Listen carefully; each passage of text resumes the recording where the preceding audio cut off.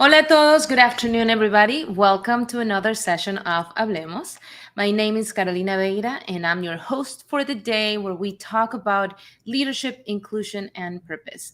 Conversations with talented, ultra talented humans who most of them just happen to be Hispanic. Curious, huh? Good afternoon again. Welcome, everybody. Today I have the pleasure and the honor of hosting Zane Landin. If you don't know him, please let me introduce you. He is the CEO of PositiveVibes Magazine, as well as the president of Landing Dreams PR.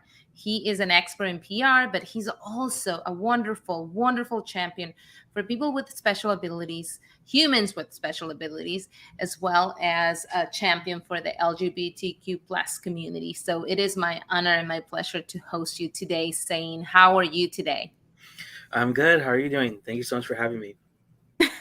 Thank you so much for stopping by. I know you're quite busy, and I know that that you, of all the places, I mean, that you're here today. I'm honored truly to be hosting you and to learn more about you and your life story. So why don't we get into action? And I would love to learn more about you. What's your heritage? Where does Zane come from? And I understand sometimes they call you Landin or your last name Landin, but it's Landin. I know. I just want to make sure that everybody knows. So share with us your life story. Well, thank you so much for authentically pronouncing my name correctly. I've never heard it pronounced correctly except from my grandma, who is completely Hispanic. So I'll just tell you my story. My mom and my dad got married. My mom actually was from an interracial marriage or her parents were of my grandpa was, Asian, and then my grandma was German. So it was a really interesting mix. And they did meet, you know, after World War II when my grandma met him there, and then they came to the US. So that was my mom's side. And my dad's side is where my dad is completely Hispanic. My grandparents, my grandma and grandpa, are completely Hispanic. So that makes me, half Hispanic and German and, Chinese, which is a pretty interesting mix. And so it was interesting what I was going to look like because I have a sibling as well. And so we don't necessarily look like how we are though, which is pretty interesting. I don't completely look Hispanic and I don't look, Chinese. I don't know if I look German or not. So I'll just start by like saying there was like weird fluidity with race and ethnicity growing up because I didn't necessarily fit in a specific category or place. I don't think that matters. So what I've learned is to me that doesn't matter. I know some people think of, being Hispanic or being, Chinese or Asian, you need to look a certain way. I think that those ideas can be actually kind of harmful to people because, you're not allowing them to embrace their heritage just because of how they look. And I don't think that we need to be looking at people on how they look, but as what they are. You know what I mean? And so you look at me and you're not going to think Hispanic, or maybe some do. Some people say they do, some people don't. Some people will think I'm Middle Eastern. Some, especially my name, apparently Zane is really common in Middle Eastern culture, which I did not know. So there's a lot of different things going on. But I grew up in California with kind of like a nuclear family, a family of four: my mom and dad and my sister.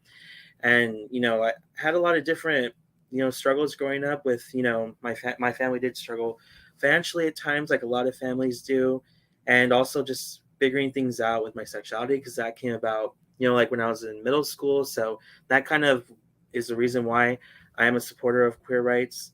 And I didn't really learn about disability until recently.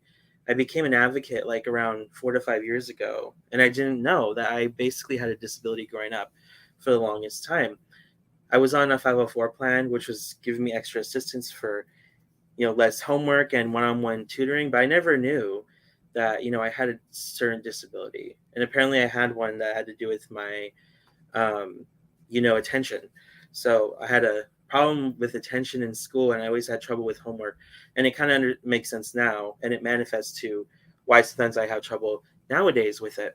So that was one thing that I experienced growing up, and just kind of discovering my queerness is something also very different because sometimes in these communities it's not exactly 100% embraced, especially when sometimes families and people can hold on to pretty traditional religious values, and sometimes those values do not include people who are queer. And so there's a lot of stuff I kind of had to learn and think about growing up, and it wasn't really until university where I was able to kind of come to terms with myself and really think about these things, which I think is one important thing university does. It's not necessarily the classes you take. It's more about the people you meet and the community you get to build on, because I grew up and I went to a high school that was predominantly Asian. And so again, another place I really didn't fit because it wasn't really a place where I saw myself. And also it was a really competitive culture. A lot of students were taking really hard classes. And for me, I always felt like I just wasn't intelligent. For the longest time, I always felt that because I didn't take as many hard classes.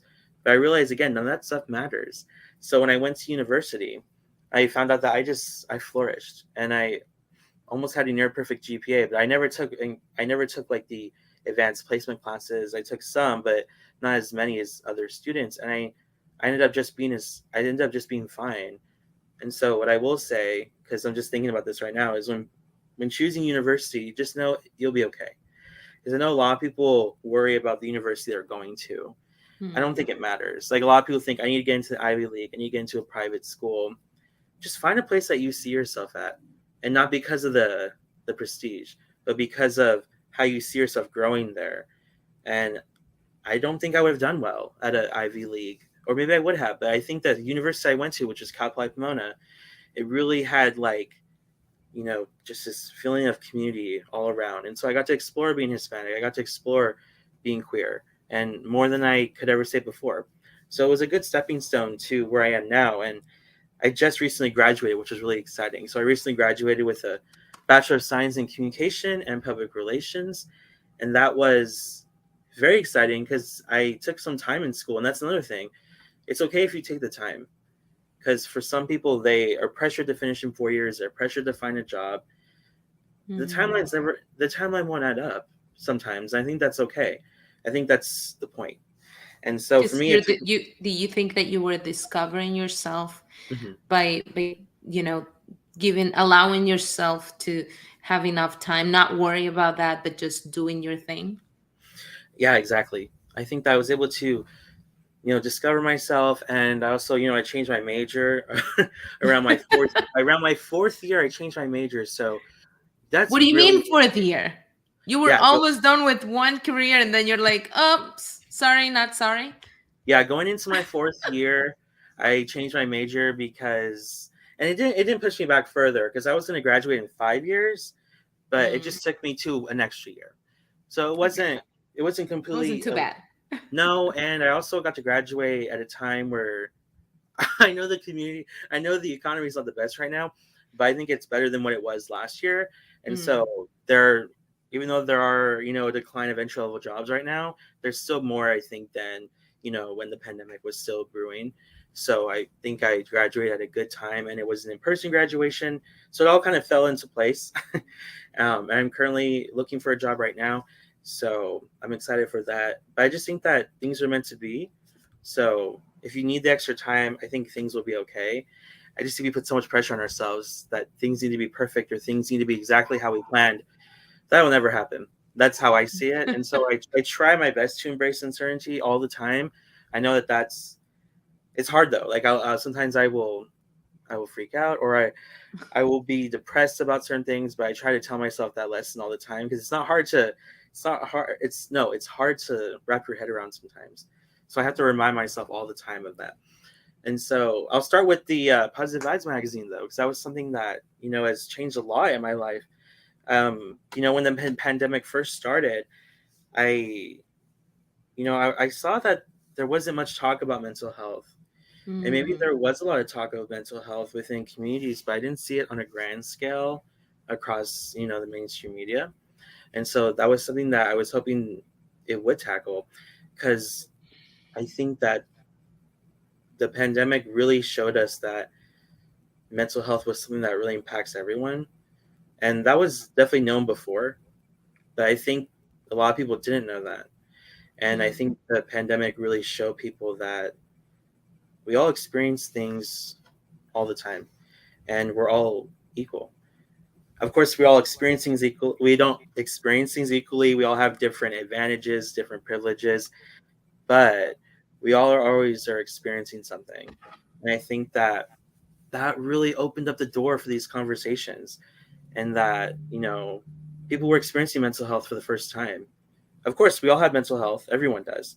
But I think for some, for as much as a decline that mental health was, that might have been the first time they've experienced that, and all the different things happening, like seeing death all the time, being home all the time, maybe Mhm. being in environments that they didn't want to be in. So there were so many different things happening. And I think that, again, that opened up the conversation for mental health. And Um, you decided to create Positive Vibes Magazine. Is that an online magazine? And what do you talk about in that magazine? yes, so I was taking copy editing, which was a class I had to take for my major. And one of the final projects, we had to create our own publication.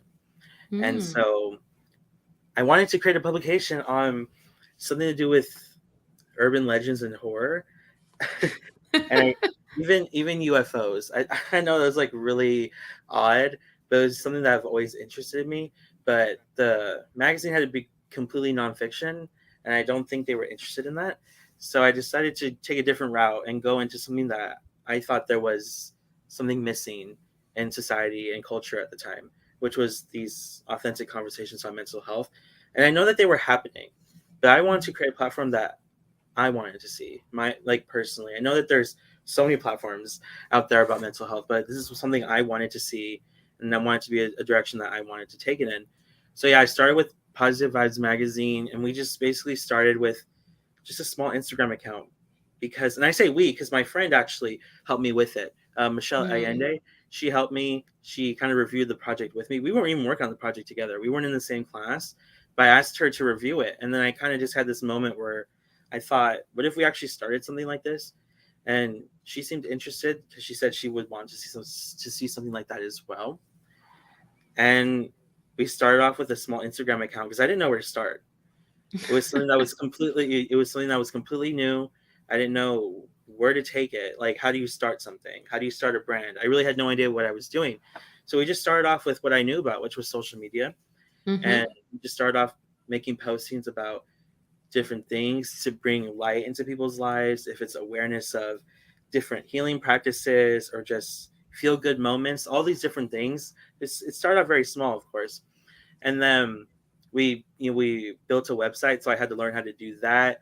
And then one day we were writing just blog posts, like about seeing a therapist or creative writing.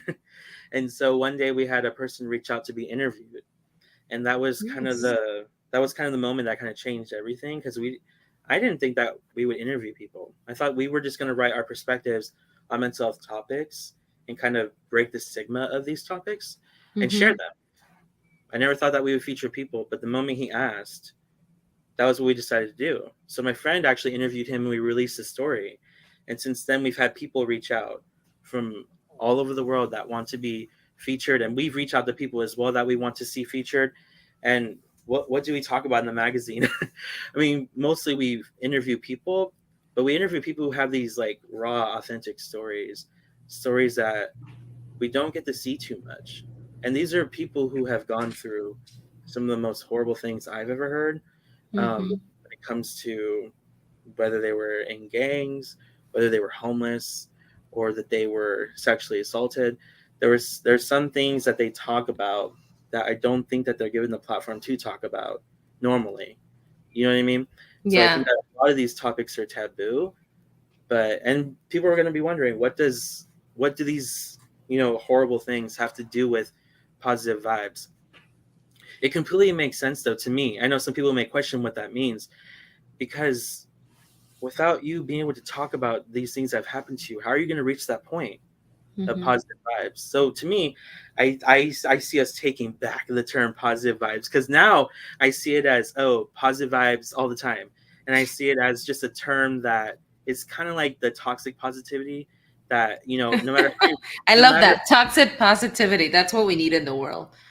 yeah. And so what it is, basically it's always be happy, but we're not we're not advocating for that because that's not possible, because there's always things that are going to be happening. And so we're always trying to push people to accept the bad in your life. And I Mm. think accepting the bad in your life and coming to terms with it and experiencing that healing and growth is going to get you to the point of a positive vibes mentality. So that's how Zane, I see have you experienced healing and growth in your life? it. I think we're always experiencing healing and growth all the time. But a specific instance where I did was in January of 2021, surprisingly, like unexpected, my mom passed away. I'm And sorry to hear. so, no, it's okay. And yeah, it was January 7th. And yeah, I'll just tell the story. She always had, hernias. And, she had surgery many times for them. And again, she had another one. And she was having pain again in her stomach from it. And then my dad took her to urgent care. Mm-hmm. And they kind of had to do an emergency surgery. And she passed away in her sleep from a heart attack. So it wasn't Oh. even the hernia. I think it was just the surgery itself. You know how some people are encouraged not to get anesthesia or surgeries because their heart may not be able to handle it. That's kind of what happened. And it was always kind of a sad thing because that was my mom's biggest fear. Was she Oh. even told a story of her going through anesthesia and getting really scared every time, because one time she had trouble coming out of it. So she was always worried about it. So it was kind of sad that those worries actually happened. But I think it was hopefully a peaceful passing. And I tell myself that. And I Mm-hmm. just, watched a documentary recently on if the afterlife is real, and people experiencing a certain type of sensation when they experience a near death, experience. And I always wonder if there is something else out there. I think there is, because I don't know how millions of people can experience this specific sensation. No, like very different from what they've experienced before, and they all experience something similar. May not be the same story, but it's very similar in what they're experiencing. And so I always wonder if there's something more out there, and I think there is. And I still feel my mom's energy in her heart every day, so I think there is, and that's something I'm looking forward to. So I think that's one thing that changed in me was, things are again not always going to go as planned. As long as you can keep their heart in your mind, they'll be okay. As long as you do the right thing, you'll be fine. That's what my mom always taught me. And I think there's, kind of a reason for everything. And that may sound weird because then, like, you could question, like, why did my mom pass away? It's not something I know or something that I can attest to, but it really just feels like things happen for a reason, and I will see her again. That's how I feel. What did you learn from that experience, from your mom's passing? I learned that, well, like I said, I think things happen for a reason. I know some people don't believe that, and that's okay. I know not everyone has to believe that, because it is a hard thing to come to terms with. Because, based on that, there's a reason my mom passed away. And there, again, there's no answer. But I think that there's a purpose for everything. And I just know in my heart, I will see her again. And so I'm also not scared of death like I used to be, because now I have something to look forward to. Right, because That you're sounds gonna really see her weird. again. No, I understand where you're coming from, because you feel like you'll connect with her or you'll see her again. Although I truly believe we're all interconnected, no matter where we are, because I believe there's stages too, and your mom's passing doesn't necessarily mean that she's gone, because she lives in you and all the experiences and I believe what you're trying to say too, and correct me if I'm wrong, but it's more about looking forward to the next time you see her because you believe it's happening. Exactly. And some people, you know, it's hard for some people to continue what they're doing when someone passes away. But for me, I still enjoy the work that I get to do, because my mom was always a huge advocate, a huge supporter of everything I did.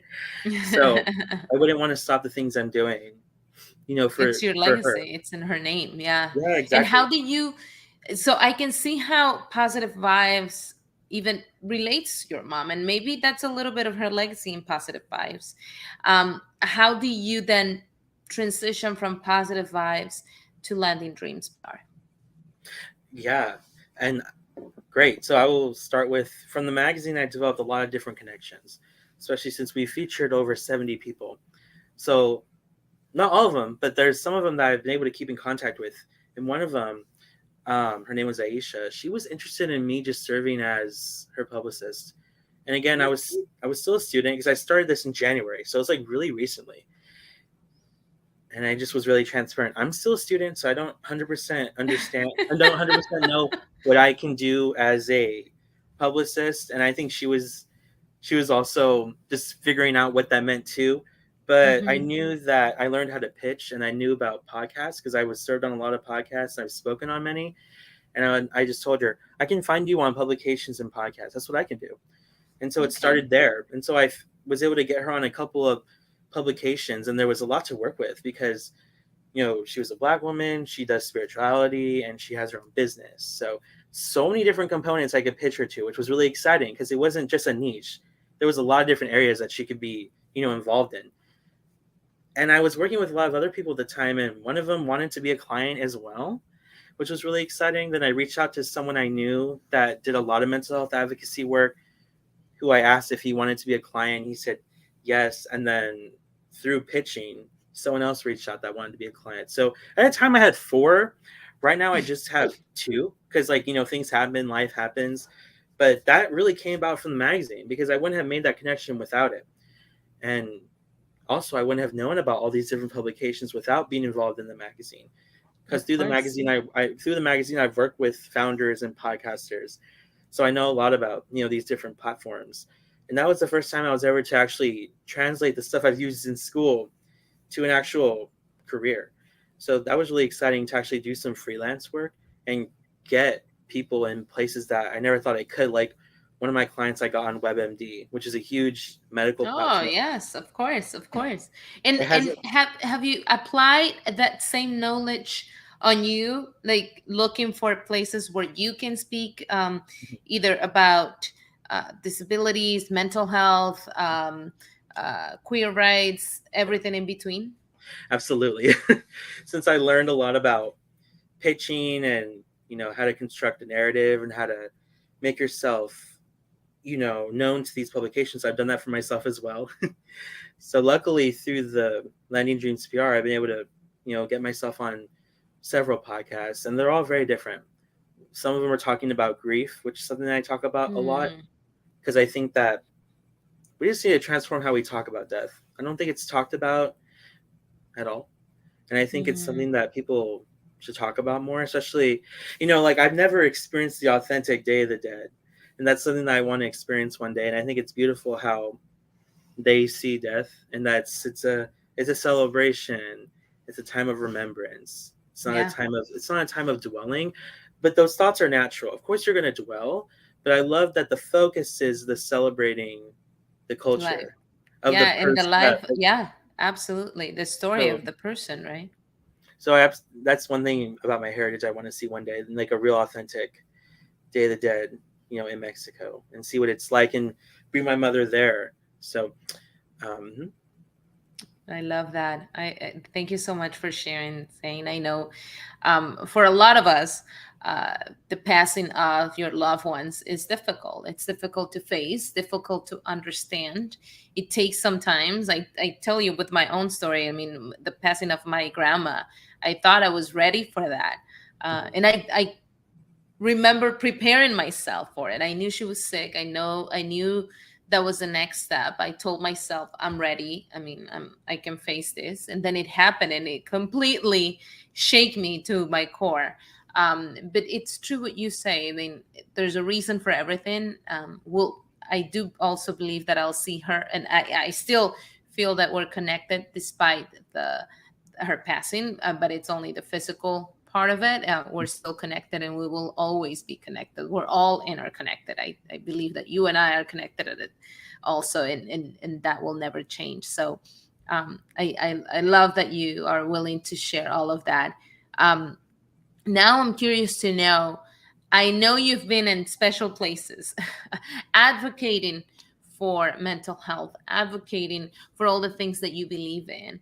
How how do you make it to those places? I'm curious. And you can mention some of the places you've been and you've spoken to, and the people that you've spoken to, if you don't mind sharing that. But what was key to get there? Of course, yeah. One of the things, one of the most exciting ventures I've ever had was I spoke at the Mental Health Youth Action Forum, which Mm, was at the White House, which was really exciting. I wasn't so the forum was 2 days, and we were there for 3 days total. The first day was us giving presentations and practicing our presentations for pitches we were going to be giving to like media partners like YouTube and Snapchat. So that was really exciting. But the actual White House event, I was not a speaker. There was 30 of us and 6 people spoke. I'm pretty sure 6. And it was great to hear their stories. But I did get to speak at the second part, which was about the presentations and pitching. We all had a chance to speak, which was really exciting. And I was also given a chance to individually give a pitch about actually the magazine. So that was really exciting. They wanted to allow some of us who founded things to speak on them. And it was the first time that they've ever done something like this. So this was hosted by MTV with the White House in coordination with several nonprofits like the JED Foundation, NAMI, Active Minds. There were so many. And so I was connected to Active Minds, and that's where I learned about the opportunity. So that's the first What time. year was this, Zane? It just happened in May of 2022. Yeah, that's. I just wanted to. I did not want to assume, but yeah, I saw your LinkedIn, and I knew that had happened recently. Yeah, it did happen recently, and I have no idea if they're going to do it again. But if anyone's listening, if they do, 100% apply for it. I think that there are a lot of things that are key to getting to a place like that. And again, I never thought I would. For the longest time, I thought maybe I would be able to go to the White House. It never crossed my mind.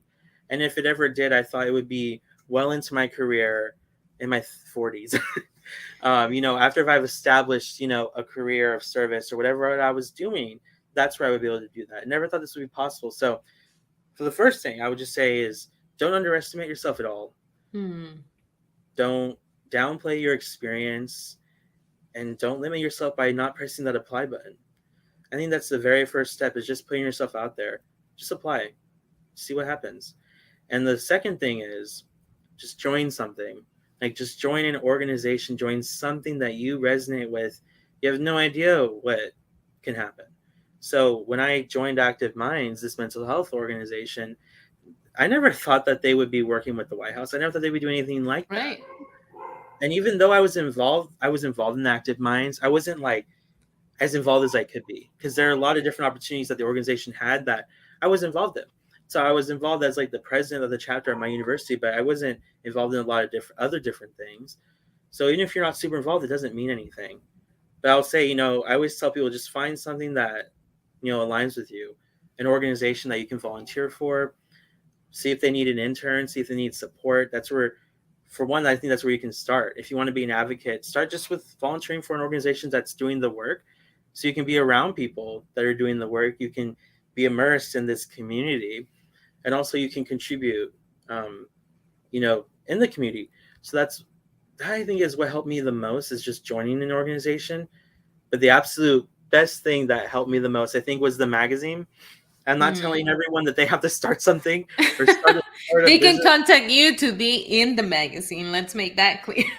Yeah, of course. If you want to be featured, please let me know. Everyone has a really powerful story, so we're always willing to share everyone. But I think that was the one thing that helped me the most, because when I first applied, the main focus I talked about was the magazine, because the Mental Health Youth Action Forum really was tackling media and mental health, and that was exactly what the magazine was talking about. Was how do you get messages out there of mental health? And I think once we get more messages out there of mental health, that's where we can see real cultural, natural change that we wouldn't see elsewhere. Even political or policy change, I think that the basic storytelling is going to change the most. It's going to naturally change things, and that goes with any representation. Like having more Latinos, Latinas in TV and in the media, and showing their experiences, the dimensions of being Latino and Latina. I think that will, break the stereotypes of what people think of people who are Absolutely. Hispanic. Absolutely. and more so than inclusion politics or inclusion policies. Those are all important though. Like I'm not saying they're not, but if we want to see, this natural growth for inclusion, it starts with storytelling, and that's what I believe. So those are the things that I think were key to helping me get to the White House. I know that doesn't sound like it's the definitive answer, but that's I think It's what helped me the most. it's your story and it's beautiful. And I'm a big supporter of storytelling. It's how you tell your story, how you tell the story of the organization that you represent, how do you tell the story of your neighbors, of your coworkers, of your family, of your parents. That's it's your own way of telling the story that makes it so interesting to others, because it comes from a place of love and it comes from you. It comes from who you are and your why. And I'm curious to know, what is your why?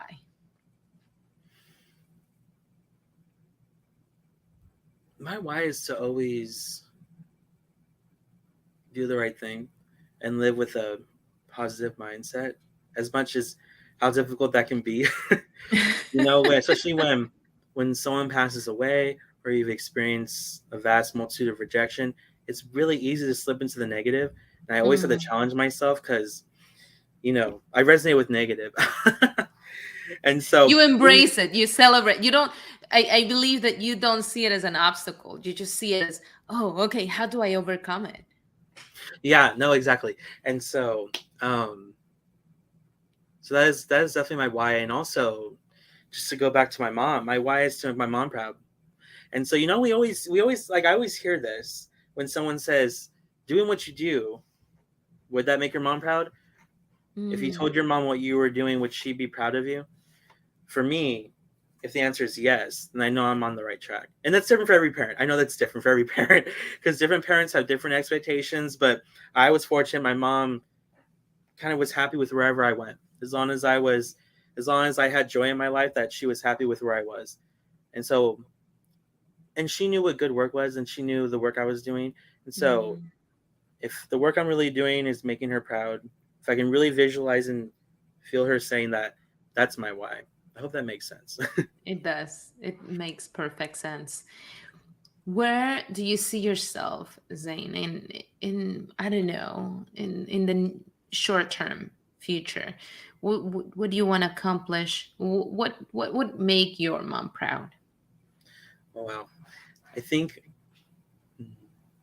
what would make my mom proud is just continue what I'm doing, and also just challenge myself and see where I am, especially with, finding a full time job, securing a place where I can be happy with myself and also can be making a difference. A company Mm. that cares about growth and diversity and inclusion, all these things where I can thrive, I think would make my mom proud to see me at a company or an organization that's doing good in the world. There's that. And where do I see myself? I really don't know because, again, a lot of the stuff that I've said, I never thought I would be there. And so it's hard to answer. And I think that's the point. I think it's nice to have a plan. And I Mm-hmm. definitely have a plan, but I expect it to change 100%. So I don't exactly know where I'll be, but I always just encourage people and myself to just be open to every opportunity and see where it takes you. And I love that you said about what you said about doing the right thing, because it's important also to do the right thing when no one's watching, but you Mm, knowing that you did right, that what you said, your mom would be proud of the work that you do. I'm sure your mom is. I know your mom is, and I can't wait to see, to experience, to live through your eyes, and see all the beauty that you're bringing to the world, in the coming months, years, where Zane goes from now. So I'm sure that I'll cherish this podcast interview, just because I know that you're going places, my dear. I love your intention, I love your why, I love your purpose. For those who want to reach out to you and interview you, or reach out for PR. I mean, you're doing it. You're doing PR for other people. Maybe they're interested in that as well. I know I would be. So, how do people get a hold of you? Sure, yeah. I mean, you have my LinkedIn because I know this. I'll be tagged here, so I'm constantly on LinkedIn. But if you want to email me, my email is zanelandin1@gmail.com, and also my handles on social media are my name. So Easy to find. drop me a DM on anything, and let's talk. Let's have a coffee chat. If you're interested in starting something, or how do you get on a podcast? How do you speak? Let me know. Yeah, that's beautiful. And Zane, I obviously you have lived many lives in your short life, because you're pretty young. But what do you think would be your message from your perspective to the whole community? If you could share some words of wisdom, what do you think would those would be? It's a hard question because there's a lot of things that I want people to take away from the interview. If it's give yourself some time to breathe, take the time to discover yourself, or if it's recognize the negative and positive in your life. There's so many different things. It's a And hard they're all valid. question. I guess I'll just go with,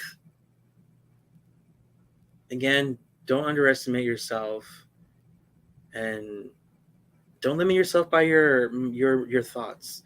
Because something I've realized is, again, we always hear the quote, "We are our own worst enemy," and I know Mhm. it's a cliche, and some people roll their eyes to it, but it really hits home for a lot of people, and it speaks volumes for some, because we do all the time. And even if we don't think we do, we do.